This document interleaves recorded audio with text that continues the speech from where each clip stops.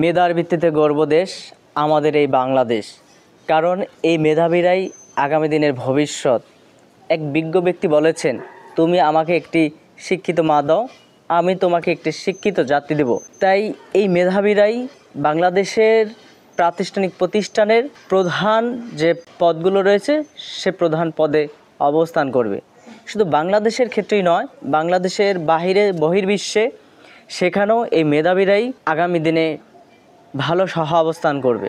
তাই এই মেধাবীদেরকে আমাদের মেধাবী হিসেবে তৈরি করার জন্য প্রচেষ্টা করতে হবে।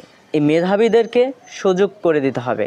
এরাই হবে জাতির ভবিষ্যৎ, এরাই হবে জাতির কাণ্ডারি, এরাই হবে আমাদের দেশের আগামী দিনের পথ প্রদর্শক। তাই মেধাবীদেরকে আমরা সর্বোচ্চ গুরুত্ব আরোপ করি। তাতে করে আমাদের দেশ এগিয়ে যাবে, আমাদের বিশ্ব এগিয়ে যাবে। আমাদের দেশ যখন এগিয়ে যাবে তখন আমাদের দেশ হবে বিশ্ব থেকে বিশ্বায়ন।